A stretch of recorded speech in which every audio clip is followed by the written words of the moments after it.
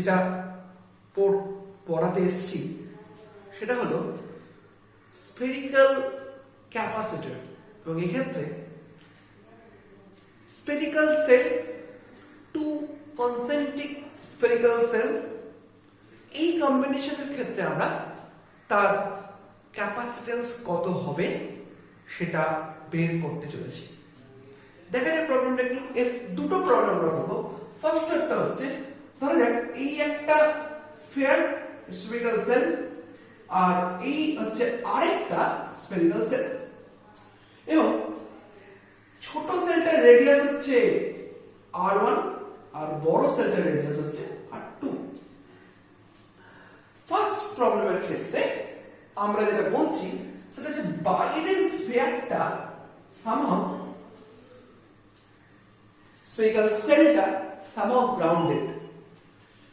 আমি এটাকে নাম দিচ্ছি, এটা হচ্ছে A স্ফিয়ার, এটা হচ্ছে B স্ফিয়ার, এটা হচ্ছে centre of the spherical combination, পুরো সেন্টারটা এটা। কথা হচ্ছে এর মধ্যে এটাকে আমি plus q amount of charge দিচ্ছি। সিম্পল কথা, এখানে আমি plus q amount of charge distribute করে দিচ্ছি।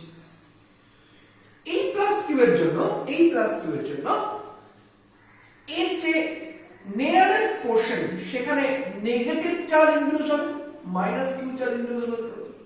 আর আমাদের ইন্ডাকশনটা ইকুয়ালি হয় সবসময়, মাইনাস কিউ চার্জ ইনডিউস হবে।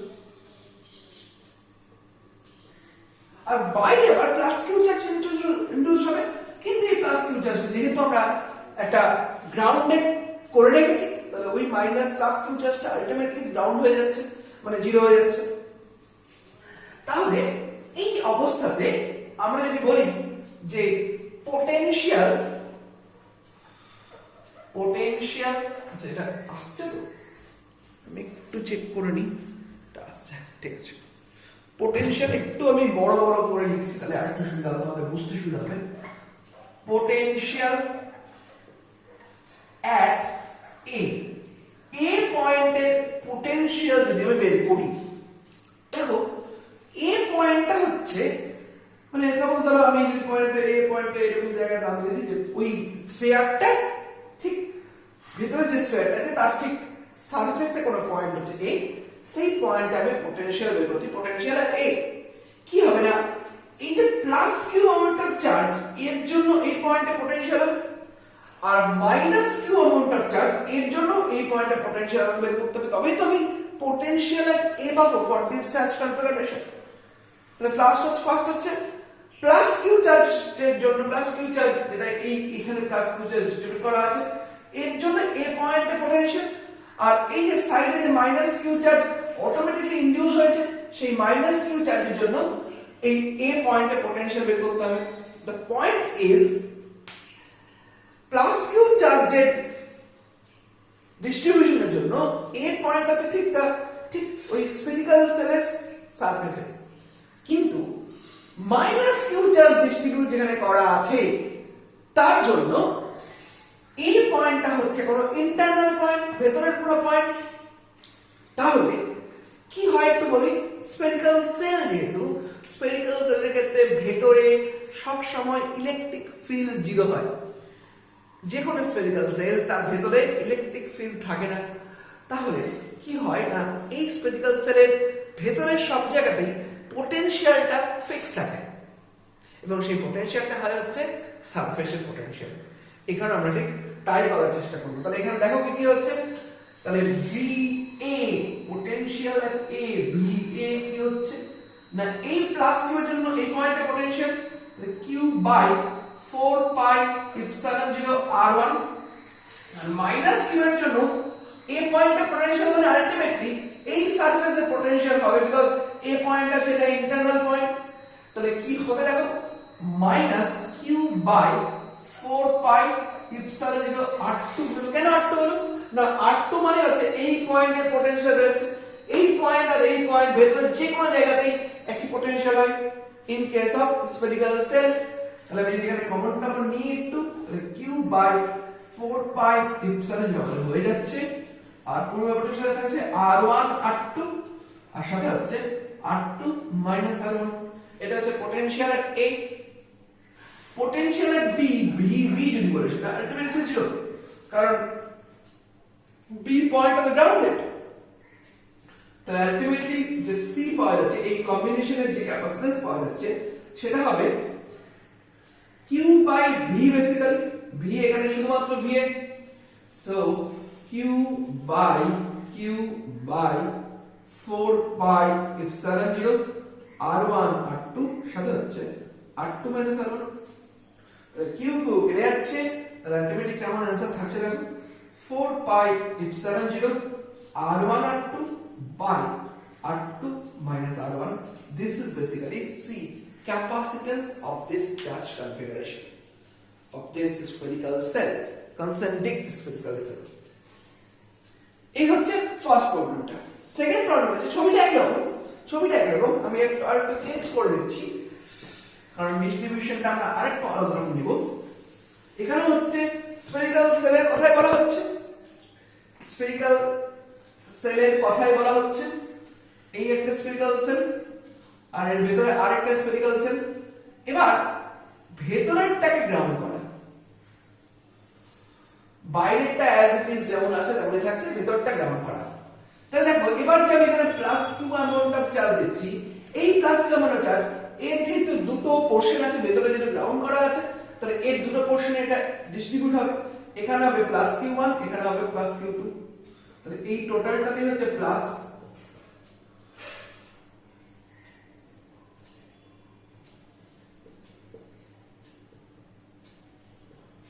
আর এই টোটাল তো প্লাস।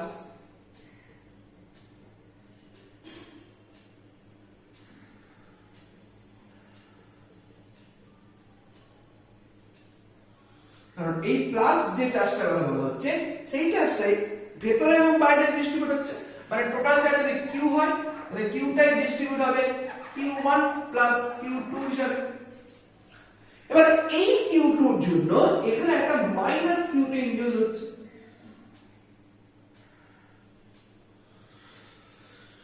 এই অবস্থাতে আমি এই পয়েন্টের পোটেনশিয়াল মানে পোটেনশিয়ালের এ আর এই পয়েন্টের পোটেনশিয়ালের বি বের করব।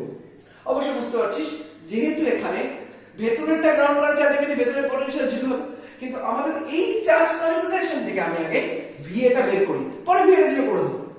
তাহলে ভি এ পোটেনশিয়াল এট এ কি হবে দেখো, এই টোটাল প্লাস কিউ চার্জের জন্য মানে কিউ1 প্লাস কিউ2 এই টোটাল চার্জের জন্য এ পয়েন্টে পোটেনশিয়াল হবে এবং সেটা হবে সারফেসের পোটেনশিয়াল, মানে একই হবে এইটা হচ্ছে r2 ডিসটেন্স, এটা হচ্ছে r1 ডিসটেন্স। তাহলে এটা দেখো হয়ে গেল plus q by 4 pi epsilon 0 r2 plus q by 4 pi epsilon 0 r2 minus q2 by 4 pi epsilon 0 r1। কারণ এই পয়েন্টে আমি করছি মাইনাস কিউ তো এখানে বের করতে হবে, সারফেসের পোটেনশিয়াল বের করতে হচ্ছে। তাহলে আলটিমেটলি এখানে 0, কারণ বি এর তো গ্রাউন্ড করা আছে। তাহলে q2 টা হচ্ছে q r1 by r2, q2 টা হচ্ছে q r1 by r2। Ultimately আমরা যদি পোটেনশিয়ালের বি বের করি, এবার বি আমরা বের করার চেষ্টা করি। দেখো সেটা কি হচ্ছে না, বি এর ক্ষেত্রে দেখো এই টোটাল প্লাসের জন্য এই পয়েন্টের পোটেনশিয়াল মানে q by 4 pi epsilon 0 r2 এটা থাকবে, আরেকটা থাকবে হচ্ছে minus q2 by 4 pi epsilon 0 r2। কারণ মাইনাস q2 যে এই পয়েন্টটা তো বাইরে পয়েন্ট, তাহলে নরমালি বাইরে সব জায়গাতে পোটেনশিয়াল q বাই 4 r হয়, তবে এইভাবে r2 চেঞ্জ হচ্ছে। এখানে বসিয়ে দাও, দেখো কি আসছে, ভ্যালুগুলো আমি বসিয়ে দেব পরপর। q2 এর জায়গায় q r1 বাই r2, তাহলে q by 4 pi epsilon 0 r2 হয়ে যাচ্ছে, আর এখানে হবে হচ্ছে 1 মাইনাস r1 বাই r2। তাহলে আলটিমেটলি টোটাল ক্যাপাসিট্যান্স C যদি বের করি তাহলে হচ্ছে q by v, ultimately v মানে এখানে হয়ে যাবে vb, কারণ v এর তো আলটিমেটলি 0। তাহলে টোটাল ব্যাপারটা যদি ক্যালকুলেশন করো তাহলে আসছে দেখো 4 pi epsilon 0 r2 the square by r2 minus r1। This is the capacitance of this type of spherical shell. এই দুটো টাইপটা তোমার বাকি ছিল, এটা করানোর মধ্য দিয়ে আমরা টোটাল ক্যাপাসিট্যান্সটা কমপ্লিট করলাম। নেক্সট ক্লাস থেকে আমরা শুরু করব কারেন্ট ইলেকট্রিসিটি। আজকে এই পর্যন্ত।